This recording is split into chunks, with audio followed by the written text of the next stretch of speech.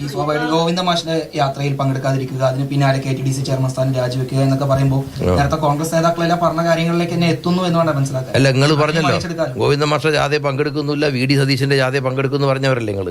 എന്നിട്ട് അവിടെ പങ്കെടുത്തോ? അത് പങ്കെടുത്തില്ലല്ലോ. പിന്നെന്താ?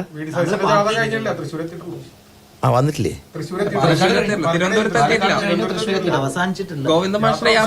അല്ലല്ല, മണ്ണാർക്കാട് കഴിഞ്ഞു എന്നാണല്ലോ. അല്ല, മണ്ണാർക്കാട് ജാഥ കഴിഞ്ഞില്ലേ? മണ്ണാർക്കാട് എത്തുന്നാ പറഞ്ഞേ. മണ്ണാർക്കാട് ഞാൻ പങ്കെടുക്കുന്നാ പറഞ്ഞു നിങ്ങള്. അല്ല, താങ്കൾ പാർട്ടി മെമ്പറാണ്, അപ്പൊ സ്വാഭാവികമായിട്ട് ഗോവിന്ദ മാഷ ജാഥയിൽ പങ്കെടുക്കേണ്ടതല്ലേ? എവിടെ? അല്ലല്ല, അന്ന് സുഖം ഉണ്ടായിരുന്നില്ല. നല്ല രീതിയിലുള്ള പരിഗണന ലഭിച്ചിട്ടുണ്ടോ? അങ്ങനെ എന്തെങ്കിലും ഇല്ല എന്നെന്തെങ്കിലും?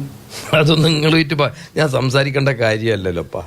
നിങ്ങളുമായിട്ട് സംസാരിക്കേണ്ട പ്രശ്നമല്ലോ. പക്ഷെ പറയാനുള്ള കാര്യങ്ങൾ കേൾക്കാതെയാണ് തരംതാഴ്ത്തൽ നടപടി ഉണ്ടായത് എന്നുള്ളത്. ഏത് പറയാനുള്ള കാര്യങ്ങളെല്ലാം പാർട്ടി കൃത്യമായി കേൾക്കാതെയാണ് ഈ തരംതാഴ്ത്തൽ. ഞാൻ അത് സംബന്ധിച്ചുള്ള എന്റെ അഭിപ്രായങ്ങളെല്ലാം ഞാൻ CPM-ന്റെ കേന്ദ്ര കമ്മിറ്റി PB-ക്കും ജനറൽ സെക്രട്ടറിക്കും ഒക്കെ കൊടുത്തിട്ടുണ്ട്. ഇത്രയും വർഷം, അതായത് ഒരു പാർട്ടി നടപടി നേരിട്ടതിന്റെ മുകളിൽ തന്നെ നേരിട്ടുകൊണ്ടേയിരിക്കുകയാണ്. അതെ, ഈ നടപടിന്റെ മുകളിൽ നടപടി എന്ന രൂപത്തിൽ നേരിട്ടുകൊണ്ടിരിക്കുകയാണെങ്കിലും ഇതുവരെയും മാറി ചിന്തിച്ചിട്ടില്ലല്ലോ ഞാൻ. ഇനിയും ചിന്തിക്കില്ല എന്ന് തന്നെയാണ്. തുടരും, CPM-ൽ തുടരും താങ്കൾ? അല്ല, ഇപ്പൊ CPM ആണ് ഞാൻ. അതേപോലെ തന്നെ തുടരും? അല്ല, ഇപ്പൊ CPM ആണ്, കമ്മ്യൂണിസ്റ്റ് പാർട്ടിയാണ്. ഇപ്പൊ ഞാൻ കമ്മ്യൂണിസ്റ്റ് പാർട്ടിയാണ്. ഞാൻ നേരത്തെ ഹൈപ്പോത്തറ്റിക്കലായിട്ട് ചോദിക്കരുത്. ഹൈപ്പോത്തറ്റിക്കൽ ആയിട്ടുള്ള ക്വസ്റ്റ്യൻ നോ അങ്ങനെ ചോദ്യം ചോദിക്കരുത്. എനിക്കറിഞ്ഞൂടാ.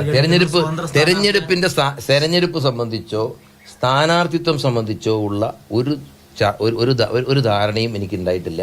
അങ്ങനെ ഒരു ചർച്ചയും നടന്നിട്ടില്ല. ഞാൻ അങ്ങനെ ഒരു ആലോചനയും എന്റെ മനസ്സിൽ അസംതൃപ്തി ഉണ്ടെങ്കിൽ നിങ്ങളായിട്ട് പങ്കുവെക്കേണ്ട ആവശ്യമുണ്ടോ? ഇനി എന്തെങ്കിലും ഉണ്ടെന്ന് ഇരിക്കുക. മനുഷ്യനല്ലേ, നിങ്ങളെല്ലാം കൊണ്ട് സാറ്റിസ്ഫൈഡ് ആണോ? അല്ല, നിങ്ങൾ ചോദിക്കട്ടെ, ഞാൻ തിരിച്ചിങ്ങോട്ട് ചോദിക്കട്ടെ. നിങ്ങൾ പിന്നെ എല്ലാ നിലയിലും നിങ്ങൾ സാറ്റിസ്ഫൈഡ് ആണോ? നിങ്ങൾ ചില കാര്യങ്ങളിൽ സാറ്റിസ്ഫൈഡ് അല്ലാത്തത് കൊണ്ടാണല്ലോ പിന്നെ 24-ൽ നിന്ന് വളരെ പെട്ടെന്ന് ക്വിറ്റ് ചെയ്തിട്ട് ബിഗ് TV-യിലേക്ക് മാറുന്നു, പിന്നെ റിപ്പോർട്ടർ ചാനലിൽ നിന്ന് ന്യൂസ് മലയാളത്തിലേക്ക് മാറുന്നു. ഇതെല്ലാം അവിടെ ചില അസംതൃപ്തി ഉണ്ടാവുമല്ലോ. അതിന്റെ ഭാഗമായിട്ട് അങ്ങനെ അതങ്ങനെ ചോദിക്കുന്നതിൽ അർത്ഥമില്ല. അത് ഞാൻ നിങ്ങളോട് ചോദിക്കുന്ന അർത്ഥമില്ല. അതെ, നിരന്തരമായിട്ട് താങ്കൾക്കെതിരെ താങ്കൾ ഇപ്പോഴും ബ്രാഞ്ചിൽ തന്നെ ഇരിക്കുന്നു.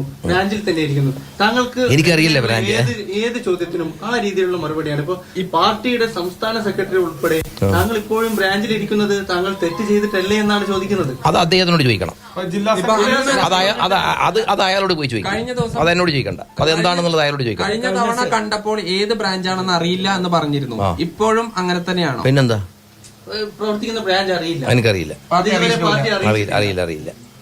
ബ്രാഞ്ച് അറിയാതെ സ്വാഭാവികമായിട്ട് പാർട്ടിക്ക് വേണ്ടി പ്രവർത്തിക്കാൻ കഴിയില്ല. ഭാഗമായി പാലക്കാട് എത്തി. അപ്പൊ PK ശശിയും പാർട്ടിയും തമ്മിൽ പ്രശ്നമുള്ളത് കൊണ്ടാണ് താങ്കളെ ബ്രാഞ്ചിൽ എത്തിയത്. അദ്ദേഹത്തോട് പോയി ചോദിക്കണമെന്ന്. അതെന്നോ അയാൾ പറഞ്ഞ എന്താന്നുള്ളത് അയാൾക്കല്ലേ അറിയുള്ളൂ. അല്ല, പാർട്ടിയായിട്ട് എന്തെങ്കിലും പ്രശ്നമുണ്ടോ? അല്ലാതെ പാർട്ടിയുടെ രാഷ്ട്രീയവുമായിട്ട് എനിക്ക് യാതൊരു ബന്ധവുമില്ല. ഐഡിയോളജി ആയിട്ട് യാതൊരു ബന്ധവുമില്ല. ക്ലിയർ? ഓക്കെ. നേതാക്കളുമായിട്ട് അഭിപ്രായ വ്യത്യാസമുണ്ട് ഇപ്പോഴും, അത് തുടരുന്നു. ഈ താങ്കളുടെ മാക്സിൻ ഐഡിയോളജി വെച്ചുകൊണ്ട് തന്നെ പുതിയ വിഷയങ്ങള് അല്ല, ഈ മാക്സിൻ ഐഡിയോളജി ഉയർത്തിപ്പിടിച്ചുകൊണ്ട് തന്നെ ഇപ്പൊ UDF-നൊപ്പമൊക്കെ സഹകരിക്കാൻ കഴിയും, അവരുടെ പാർട്ടിയുടെ ഭാഗമാകാതെ. അങ്ങനെ എന്തെങ്കിലും ആലോചനയുണ്ടോ? ഇല്ല, ഒരു വട്ടം പറഞ്ഞില്ലേ മറുപടി.